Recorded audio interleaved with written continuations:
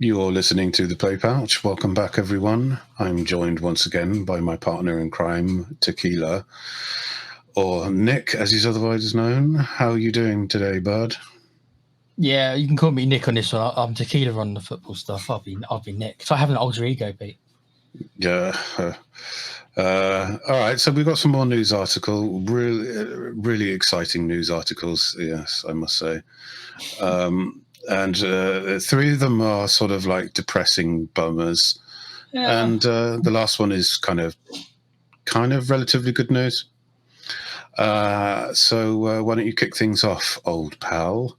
Okay, well, out of the kind of four stories, yeah, like you said, one's pretty good news, and we'll leave that to last.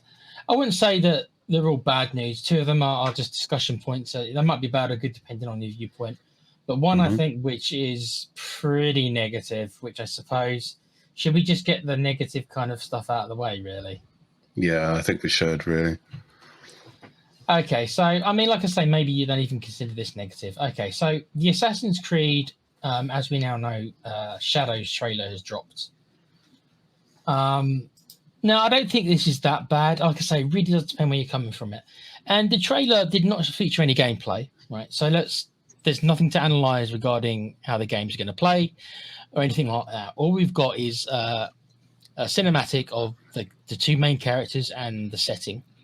Now, this came out on YouTube a couple of days ago, and it's been mostly downvoted. And it's the reasons for the downvotes, and this is why I said to you, Pete, that I don't know how you're going to view it. Come on. So there've been most of the downvotes, right? Most of the downvotes seem to be because one of the two Japanese. So it's set in Japan. Yeah. There's two main characters, just like in Syndicate, there are two main characters, and in Odyssey, I think there's two main characters. And the two main characters, one is a young Japanese girl, which makes sense, and she's going to be playing the kind of stealthy ninja. But the one that's apparently, and I use the word apparently, controversial, is that the other character that you're going to play as is a samurai who is black, so not Japanese. Yeah. And that is what a lot of the negativity seems to be towards. Alongside that, they have announced as Ubisoft, and this is Ubisoft with every game, this is not just Assassin's Creed. Ubisoft doing the bullshit that they do, and this is the most negative part to me, is that they've announced all these editions already, going up to like, I think, $120, $130 with some of these editions, and paywalling missions and stuff like that. So that's where the main negativity is coming from two places. One, because one of the main characters is not from Japanese descent, even though apparently, and I'm not an expert on Japanese culture or history, but apparently the character is well known in Japanese lore. So this was a real life character. Let me just address that straight away, okay? Because I've looked up on this, and this is a genuine samurai who, in 1579, he was an African guy. And he arrived in Japan in 1579. He was a retainer, wasn't he? He ended up being a retainer. Yes, yeah. He was known by the name of Yasuki. Yep. And a lot about him remains a mystery. And there's no real sort of verifiable record after the 1582 about him. But he was a real-life black samurai who served under a chap called Oda Nobunaga. Oda Nobunaga, that's the one. And he was one of the most important feudal lords in Japanese history, and essentially a unifier of the country, okay? So this is a genuine guy who lived back in the old days. But this isn't the first time that Yasuki has appeared in popular culture. There was an author called Kurusu Yoshio who published a children's book called Kurusuki, and this is about the samurai in 1968. He did this. Yasuki also showed up as a playable character in the 2017 video game Neo, and the late actor Chadwick Boseman was going to play him in was it a Netflix thing or something, or was it just a genuine film? Don't know. Oh no, Netflix is doing an anime series about him as well. So this guy did exist, Yeah. and so I don't have an issue with that. I would have kind of been bothered a little bit if it was completely fictional. So it's fine, but I just find it slightly hilarious that Ubisoft found a living legend to sort of align with their agenda of multicultural input in culture, right? Pete, I can see, right? I don't personally care, right? I care about how good I care about. No, I really don't give a shit, to be honest. But it does make me giggle, is the right term to use. I think that, like, there is tons and tons and tons of Japanese, obviously, legends that they could have used who would have been Japanese males, right? Yeah. And you do think to yourself, I can see it. Why they just had they had to go with him, right? Yeah. It's just like that's the lol part of it, and plus the fact that there's a female samurai. I'm surprised that people aren't kicking off about the fact that there's. Isn't she more of a ninja rather than a samurai? She's going to be the stealth character, isn't she? The other guy's going to be the kind of combat character. That's how I look at it, anyway. Okay, yeah, all right. Well, yeah. So because it's Assassin's Creed, so I reckon the stealth sections. I'm assuming you swap between the two, maybe not like in the same way you do like in GTA, like you can't swap mid mission. But I'm assuming that there's going to be missions as you play as her. Yeah, It's more stealth based, right? She's the assassin character, and then there's going to be missions where you use brute force and you're going to play as him. That's what I'm assuming. It's silly, dude. It's just it is a big nonsense, really. I don't. No, it's kicking up a storm over nothing, to be quite honest with you. And I really just couldn't give less of a shit. It is what it is. It's Ubisoft being Ubisoft. And to address the other issue with sort of additions and locking missions, you can't be surprised at this point, can we? This is what they've always done, bro. They've always done this shit. So why is it a surprise to you now? Just play the standard edition, because eventually they're just going to fucking, release it all anyway, most likely. So the missions you get are going to be like these 10-minute missions. So I'll be very surprised if any of these kind of missions that they're putting behind the paywalls are going to be of any massive substance. No, of course they're not. It's not going to be anything. You're not going to miss out on anything, folks. Just play the main game. And if you don't want to buy, the bigger editions, then don't. Yeah. Right. God, fuck me. It's just play the game. I'm trying not to sort of get aggravated by stuff like this, because it's just kicking up a storm over nothing, really, or relatively nothing. So it's just like Ubisoft just couldn't help themselves. That's why I find it funny. Yeah, the fact that they had to choose. Yeah. They couldn't have gone with someone else. Okay. Fine. Yeah, I mean, I don't know what else there is to say, because we know Ubisoft. They do it. That they're going to do it with this Star Wars game. We know they're doing it with that, and that'll be out before this. And then they're doing it with this, and whatever their next game after that, they'll do the same thing. Far Cry 7 or whatever it's going to be. And that's what they do. They've got their formula. They're not going to change, really, unless there's a mass protest. Like, you can downvote the video all you want, but if it ends up being a good game, and their games are not normally that bad, it's their business strategies. If it ends up being a good game, then people will buy it, man. To be honest, I might play it, because it looks interesting, yeah. Yeah, it does look interesting. And when I was watching the trailer, I did not get upset over the fact that you have a black samurai or a female ninja. No, this is like, that's part of the story. Fine. Yeah. No problem. So it is a big bag of nothing, I think, Pete. Yeah. So unless you've got anything else to say, we'll just say, that's Ubisoft, folks. I'll be surprised. No. Oh, Ubisoft. Right. Okay, so we'll go on to the next one. Now, I do think this is the most negative of the bunch. I wasn't sure if it was the Ubisoft, but after looking at it again, this is because there is no... I don't think there's any kind of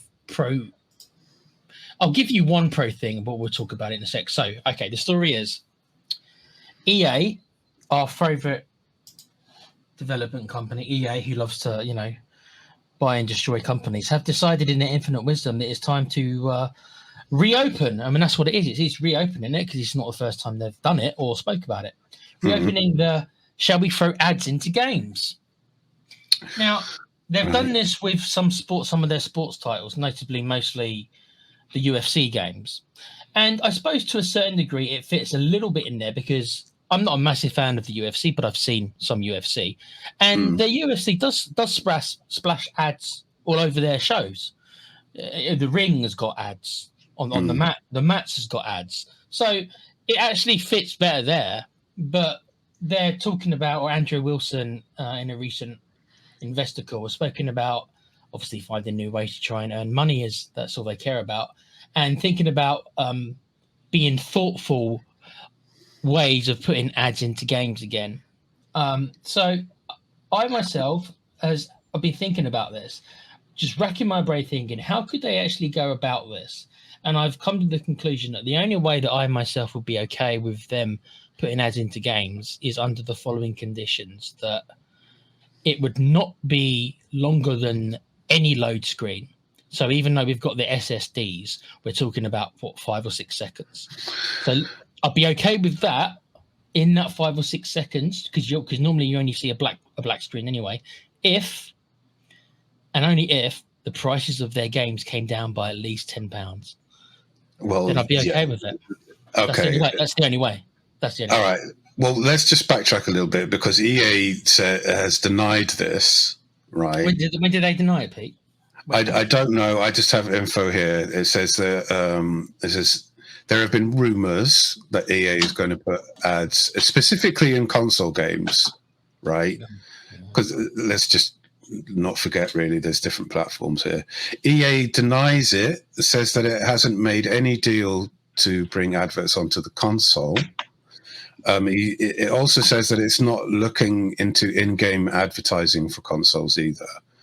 The rumors apparently have been sparked by their partnership with a platform called Player One. However, the platform, it may only be for like mobile games or PC, but it's not looking at doing it for consoles. And look, even if it is, I don't care if it's in game, like if there's a billboard or anything like that. I think it would make it a bit more realistic, right? But what I don't want is it sort of put into any of the UI or in a loading screen. I don't want any of that. I don't want to be exposed to that shit if I'm in a UI. I mean, if I'm in a UI, I'm focused on getting done what I want to get done, right? If I'm in a menu, I don't, at the very least, just if you're going to do it, put it in game, right?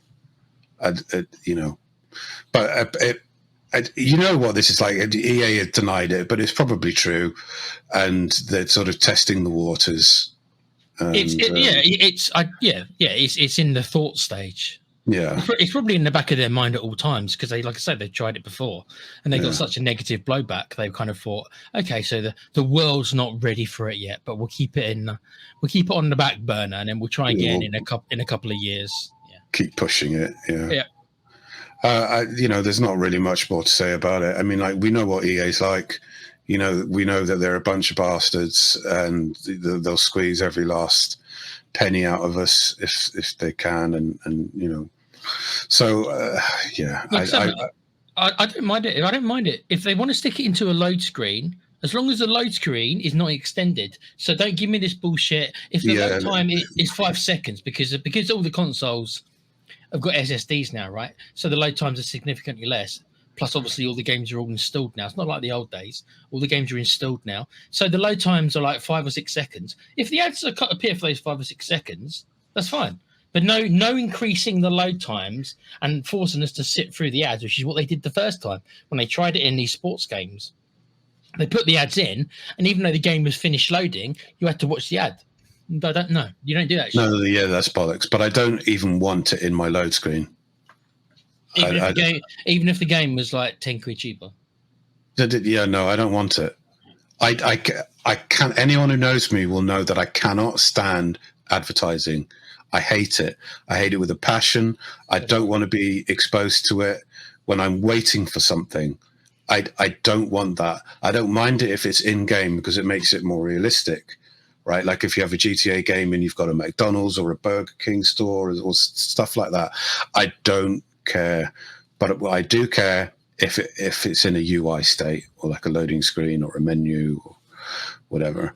So fuck you, EA, if you do that, and everyone else that's thinking of doing it, I will just ignore you. And if it's a game on the PC, I'll mod it out. I'd rather have a blank screen, to be honest with you. I have seen there's been some funny videos floating around on YouTube, as there normally is, about people taking the piss out of this by having really impactful parts in games, and then by then themselves have done it on purpose by then editing it and having these ads pop up. And there's one for like a big scene in one of the Star Wars games where there's about to be a big thing, and then this guy starts talking about advertising chicken. He just appears. I'm not doing it justice. Have a look on YouTube. Just put in and you'll find it. A lot of people taking the piss out of it, which is always good to see. I'm with you mainly, Pete. I'd rather not have any of them, but those would be my conditions only. Those would be the only way that I would be tolerable for it. And do you know how I felt when they did those force ads? I haven't seen any since, but when they Call of Duty did those boot up ads for Xbox, you know my reaction to that. So it's like I'm inches away from drop kicking the Xbox into orbit if they do stuff like that. Just don't. Monster Hunter Wilds will be out at some point, Pete. So don't do that. I know, but I know. But you know what I mean. It's just like, don't ever do that, ever. You have no right. We forked over for whatever, 400 quid, hundreds of pounds for the console. Don't force us to watch fucking adverts, right? So, exactly. Just stop. Just stop, right? We don't need to be exposed to more adverts. We go outside, we do our share every day, and we get bombarded with adverts anyway. If we're on our mobile, we get bombarded with it. It's fucking everywhere, and it's a disease, and I don't want it getting worse. So that's my case. Yeah, that's a big no from both of us into regards to plonking more adverts into our games. I mean, they'll find a way to try it again. I don't know how forceful they'll do it, but they ain't going to give up. They'll never give up. EA will never give up trying to push that shit. I just won't play their games. They'll have lost a customer. End of. Yeah. Okay, so moving on from, like I said, I do consider that probably the most negative news because there's not really a positive spin to put on it. They're going to keep trying that stuff, and there's not much we can do about it. Just keep doing what you're doing. Obviously, it worked last time with the pushback, so keep pushing back. That's all we can do. Amen. So the last, I guess I would consider it's positive. If you're an Xbox player, I'll tell you this: if you're an Xbox player, it's positive. Yeah. It's not probably positive for the actual company itself, and that's our good mates at Square Enix. Now, it depends how you see it, but go on. It is, yeah. So they have more or less decided that due to their, and you got to be careful what you say because it's like the game we're talking about mainly is going to be Rebirth and also Final Fantasy 16, both PlayStation exclusives, and neither one have sold badly at all. They just haven't hit their target. The incredible goals are probably unrealistic goals that Square Enix has set out for them. So now, because of these lower than expected sales numbers, I think they've more or less said that they're going to be dropping the PlayStation exclusivity, which I know you hate. I don't like them either. So the good news is for Xbox fans that you're going to be getting at least those two games, and most likely 7 Remake are going to be coming to the Xbox, which is good news for Xbox fans. It doesn't change the fact that most of their other games are already on the Xbox. That's the thing. All their old games, all the old Final Fantasy is already on the Xbox. Final Fantasy 12 is on the Xbox. As we know, Final Fantasy 14, they just put that on the Xbox recently. So most of their games are over there, already on there. So this only really is going to be impacting their last 2 or 3 games and any upcoming games. So, what do you think, Pete, it means for the future? Because I spoke to you about this in privately, and as I said to you, is that Square Enix's history has generally been they've been multi-platform for most of the time. Yeah, They've been on Nintendo. They started off on Nintendo consoles, then they migrated over to Sony, and that's when they got their big hit Final Fantasy VII, the original game. But then they stayed on the PlayStation with Final Fantasy 8, 9, and 10. And then, but when it got to Final Fantasy 13 and everything, they started going on to the Xbox. So they have had a history of kind of flip-flopping back and forth. They haven't been this Sony exclusive their entire time. Just certain games have been. So they've decided to flip-flop again for now. So they've now gone back to, no, we're going to be on everything. And there's been stories also, Pete, one more thing, that because of this, there's been speculation that is the budget for Final Fantasy, whatever the next one's going to be called, the last one in the remake trilogy, is their budget for that going to be cut or lowered because of this? What are your thoughts? Okay, well, no is the short answer to that last question. But the Square Enix board of directors who met up at the end of March to discuss how they're going to move forward, they've basically said that they're cutting down, they're streamlining their games, right? So they're going to be making more blockbuster AAA games and less sort of like bullshit little games, right?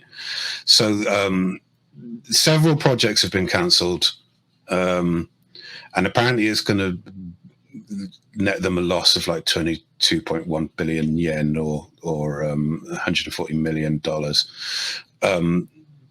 as a loss of abandoning them, but they didn't name which ones, right? So the president Takashi Kiryu said that Square Enix would be aggressive in not only focusing on these AAA titles, but also, and this is a different argument that I want to talk about at the end, be aggressive in applying AI to both game development and publishing pipelines. Yeah. Right. So their stock took a big nosedive in the last fiscal year, 22 to 23. And apparently some of the big projects that haven't been dumped is Dragon Quest 12 and Kingdom Hearts 4, and of course Final Fantasy 7 Part 3. So they've lost a lot of dough, so they're refocusing and expanding the target audience to multi-platform as they had done before. Can I jump in here a sec, Pete, and just mention something? One thing that I find interesting is, and they haven't really spoken about it, and most of this is stuff they've done in the past, is that most of their Western studios that they had, like Crystal Dynamics, who, in case you don't remember anyone, they made the Tomb Raider games, the very good Tomb Raider remake games, I thought. 3 of them. And they jettisoned them off. Yeah, they jettisoned them off. Even though their games sell, again, it's the same story. Their games sold well. They weren't flops. It's just they set unrealistic expectations. Yeah. So they cut them off, and the other studio I'm thinking of, who they sold off, were, you have to remember that, again, we're going to our live service games. The Avengers game, the live service Avengers game, was also Square Enix, and that was a failure. Yeah. So they jettisoned that off. So they have had a mixed bag with their Western audiences, but I do find it interesting that they've kind of poo-pooed all the Western studios and got rid of them. Yet they have seemed to have retained, unless I'm mistaken, most of their Japanese, I suppose, IPs, for lack of a better term. Well, I that's fine. Whatever they feel like they need to do to streamline, they've expanded and they've realized that some of their lesser known titles aren't really doing very well. So what's the point, right? And despite the fact that Dragon Quest 12 is sort of going through a rocky development cycles, Kingdom Hearts 4 is out next year apparently. So, there's still, plodding along, and you know the budget, as you asked me earlier about Final Fantasy Part 3 being lessened. No, it's fine. This is their, you know, that's their golden ticket, isn't it? Despite, you know, the disappointing sales targets, you know, amount compared to the targets. Speaking of that, Pete, just on the Rebirth sales, we are still going to do our cast. I am still making progress, people. Believe it or not, I'm on chapter 7, so I am still going. It's going to happen. Why? What were they really thinking, sales-wise? What I mean, they got the numbers for remake, right? They got the numbers for remake. So why were they thinking it would be significantly more than remake? It's because the second part of the trilogy. Yeah, because they felt like people wanted to know what happened, but I don't think they counted on the fact that you know, we're dipping into the review here, but I don't think they counted on the fact that the story writer and the head of game development or whatever were planning on doing what they did for part 2, because there's a lot of issues. Yes, there is. You know, so it's like I feel like what happened was there was initial spurt of sales, and then it dropped when the word of mouth was like, well, this is, you know, you've gone too far. And the last thing I'll say on Rebirth, because as you said, that will be its own review, is do you think that the ending of the original remake was quite polarizing? A lot of people liked it, but a lot of people really didn't. And do you think that they actually lost more customers than they figured they did because of the ending, which a lot of the hardcore fans just didn't like? I left the ship. Well, I don't. I personally don't mind the ending of the first one. I thought it was very sort of promising. Yeah. The issue is the direction that they went in with part 2. Right. Now, I don't mind Aerith dying, but I'll save it for the review. I'm not. I know. We'll get into it, and you know my thoughts on that. I'm keeping my mouth shut. Well, I'm just going to be really brief here, but the ending of part 2 was, you know, really sort of. It was all up in the air. No one knows what's going on, and I think it's a bit too overcomplicated. That's all I'm going to say. And you know, it didn't need to be like that.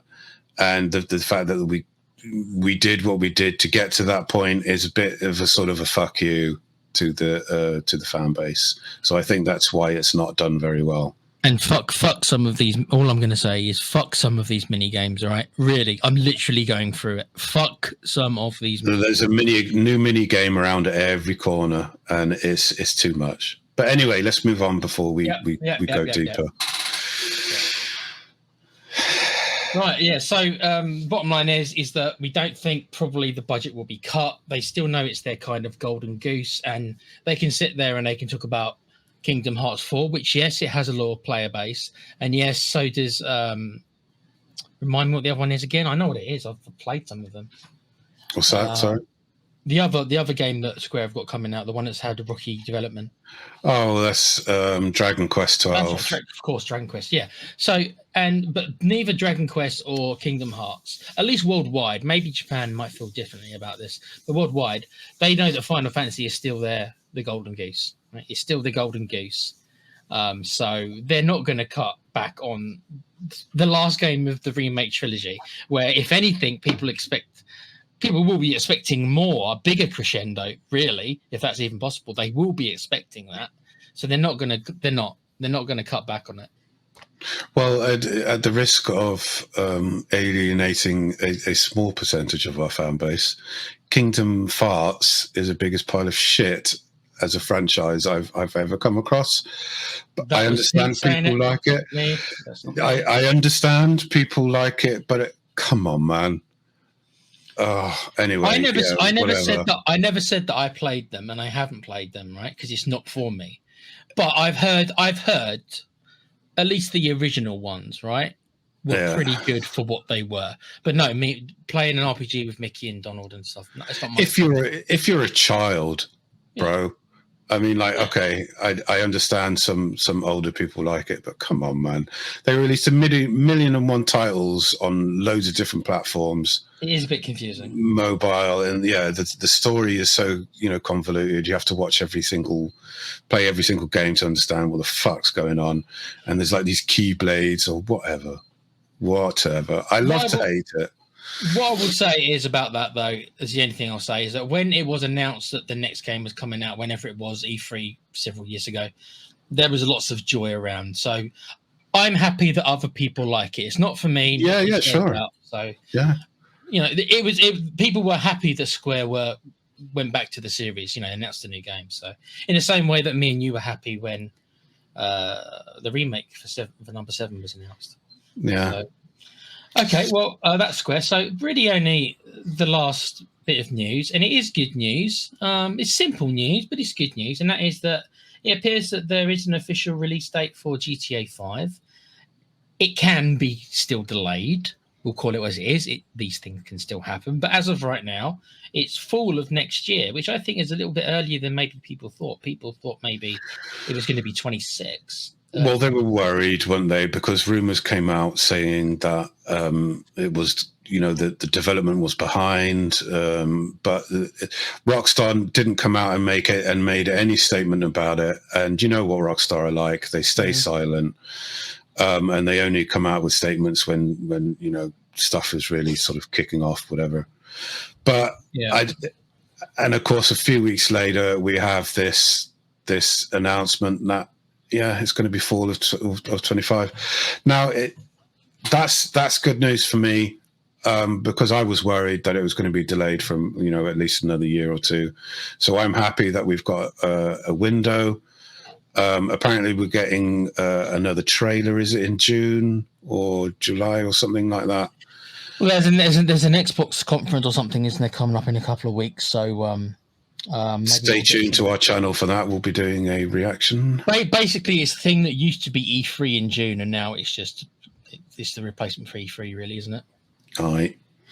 So I think the entire universe is waiting for that game to be released, and if the graphics from Red Dead Redemption 2 is anything to go by, and the first GTA6 trailer, then we're in for a real treat. And I can't wait to play it, really, as you lot can't either. So yeah, it's weird. It's weird that what is it in closing? What is it about GTA that everyone It's kind of like I don't think I've ever heard anyone. There's certain games in maybe the GTA. Like I didn't like 4 that much, right? But I can't say I still consider it a decent game. It's just the less of the GTAs I liked. Is there anyone you ever heard of anyone who's saying they don't like GTA? No, not at all. And why? Why? What is it? Is it because we all get to break the law and do things that we wouldn't do in normal life? So we kind of get to do those things. Is it because it's mimicking real life, unlike like fantasy games, right? Who have their own place? Is it because these games are mimicking the real world? And we get to live out the kind of dark things that maybe most of us wouldn't do in real life. Is it as simple as that? Is it as simple as that? Well, I think that's part of it. That's a small part of it, and that's the beauty of it because there's so much to do in GTA 6, and it's not boring, right? It's like my brother. My brother still plays it, and he goes from one end of the map to the other with a 5-star. Law rating to see how far he can get, right?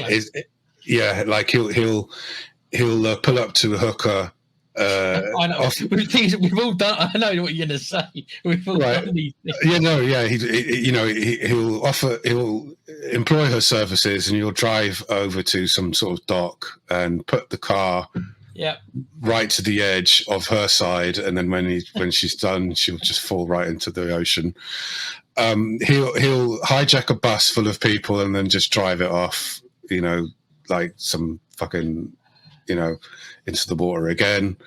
He plays online as well. It's it's an infinitely enjoyable game, and I think you're right. At the forefront of it is being able to blow up the law, the police cars, and shoot the helicopters and all this kind of thing. It's just to sort of like vent your frustration, and they've been at the forefront of this since gaming started. They defined that open world genre with 100%. And they knew what they were doing, because in some of their earlier games, they had missions which were called I mean, even in GTA 5, they've got Trevor's got these rampage missions where the purpose of the mission is kill as many people in as many explosive ways that you can. They know they know what their player base wants. What does it say about the human condition? That's another completely different podcast. But they know about it. They tap into it, and boy, they're successful in getting people interested in their games. And but these fantasies. It's parodying the world. It is a parody, yeah. Yeah, and people like all the sexual innuendo in the titles, and like Rusty Brown's ring donuts and stuff like that, right? It's great. And my favorite one is in GTA 4 when they had an internet cafe called Twat, which is basically spelled TW with the @ sign. Now you wouldn't sort of like notice it at first, but when you actually look at it, and it's like, it's genius, man. And their beer, Piss Washer, it's like, come on, man. Yeah, it's absolutely great. So yeah, I really am looking forward to the next one. Slightly worried because a lot of the development talent has gone from GTA 5 onwards. Yeah, but with the GTA games, I personally never thought that their stories were decent, but not in the same world as a Red Dead Redemption 2. They just weren't, mate. So it's interesting to see how seriously if Rockstar are going to say, okay, so now we're going to put this high quality writing, and we're going to try and make a GTA version of Red Dead Redemption 2. So we're going to try and have that story be of that quality, or if they're going to be more like, no, we know that this game doesn't have the best story, and maybe it doesn't need to. Maybe that's what made. Maybe we'll save that for Red Dead Redemption 3, because there's going to be one. So maybe they'll do that. Maybe they'll focus more on the story, making it a bit more serious, I suppose. I would like to see a more engaging story. I didn't really sort of like the main story in GTA 5. I ran with it, but for me, it was literally the gameplay loop and all the things that you could do, like it is for the most part. So yeah, it would be nice if they had like a Red Dead Redemption style story. I think they need to drop the cliche of characters dying at the end, of main characters, sort of like, Well, in number 5, unless I'm mistaken, and I could be, so not 100%, I do think that Trevor could be killed. But you have to choose, don't you? It's like it's one of them dies or something, isn't it? And could Michael die as well? I think so. I'm not 100% sure, but I think it's like one of them has to go. So it depending on what you did throughout the storyline. Yeah. But I mean, like GTA's GTA, it's a staple of the gaming industry. It's a title that's always going to sell now, and as long as they keep it up, because you're really only as good as your last title. And of course, RDR2, Red Dead Redemption 2, was a smash hit. It was a masterpiece. Amazing game. Made me cry on a few occasions, and I never expected to. And they're literal, just like the songs, everything. It's just beautiful. Pete, I'm going to show my shallowness here. Ready? If Red Dead Redemption, if I could run that right now at 60 frames per second, I'd probably be playing it. One of the reasons why I haven't gone back to it is because it's stuck at 30 on the consoles. I'd love to replay that game. Guess who's playing it? Guess who is playing it at 60 frames per second? Yeah, PC Master Race. Yeah, boy. So on the 60 frames per second, very quickly, that's my personal fear more than anything else, is knowing the limitations of the consoles, knowing that how the size of the world and what they're going to try to do with so much going on. I fear that it's going to be locked at 30 on the consoles. I know that might, I know on the PC, but that won't matter. But for me, I'm going to be very, very disheartened if they say, look, the console just can't handle it. It just has to be 30. until maybe the next gen consoles come out. Well, the rumor mill is that they're targeting 40 frames. 40. Yeah, because you're not going to get 60 on a console. No, I don't think so either. Like that. No, I don't think so. Even rumoredly on these newer consoles that are coming out at the end of the year, you're not going to get it. No, of course you're not. It takes a lot of juice, both from the CPU and the GPU, and all the sort of the pathways in between and the whatever, the RAM, etc., to get 60 frames a second. Now the PC can do it fairly easily because it's ahead of the consoles, but yeah, you're not really going to get a good looking game running at 60 frames per second, like a cutting edge game running at 60 frames. So I think what they're doing is targeting 40 because that's a nice medium. And if they can get that, that's good. I mean, I'd be happy. Well, I'd like to see a performance mode, but again, very briefly, Final Fantasy Rebirth, which obviously is a very recent game, an open world game, does take a big hit when you do play it at 60. Trust me on that. So I'm playing that in performance mode, and the graphics in the open, not so much in the cutscenes, but the graphics in the open world, there's a lot of blurriness and stuff. You can really tell that it really has to sacrifice so much. This is the PlayStation 5, obviously, to get that at 60. It does get it. It does run at 60. I haven't had many frame drops, but you can see that the graphics do take a massive blast. So, and I don't really want to R-slick Unreal Engine yet again. Yes, you do. But their nanite system with the nanite meshes that degrade and regrade as you get closer or far away has now moved over to nanite texturing. So there's a new feature now with 5.4 where you can do the same thing with texturing, and they're just continuing to push this, and that's the way that we're going to get the 60 frames a second. That plus the NVIDIA's DLSS technology and AMD's FSR technology. We may at some point get AI generated frames. Who knows?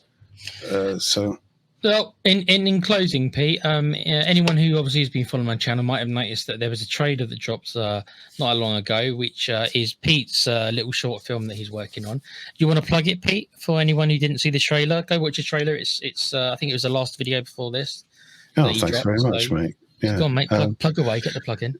It's a short film. It's going to be about 10 minutes, and it's basically about... and this is exclusive information. This isn't even on my other main channel, by the way. And it's basically set towards the end of time, although the people living there don't know it yet.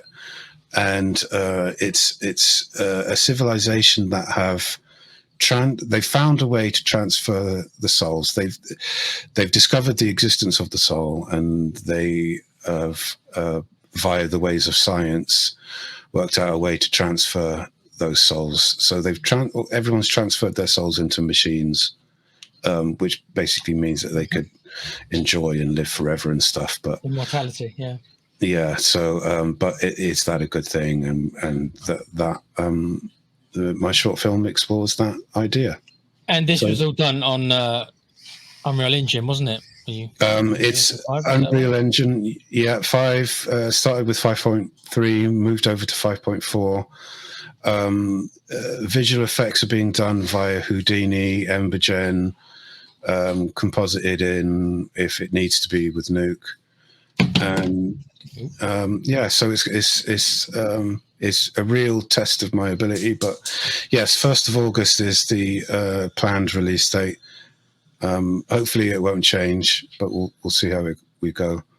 I've taken a short break after developing the trailer. I just need to breathe for a little bit, but yeah, we'll be getting back onto it at some point this week. So, all right. Yeah, cool. Right then, anything else that then, Pete? We've covered everything, I think, haven't we? Just one more thing. EA suck. So screw EA. Yeah. No, that'll do. Right then. Okay then, guys. Well, thanks for joining us again, and remember to sub Leave us a like. Any comments about anything we've said here, and yeah, we'll join you next time. Yeah, do let us know. See you on the next cast, everyone. Bye. Take care.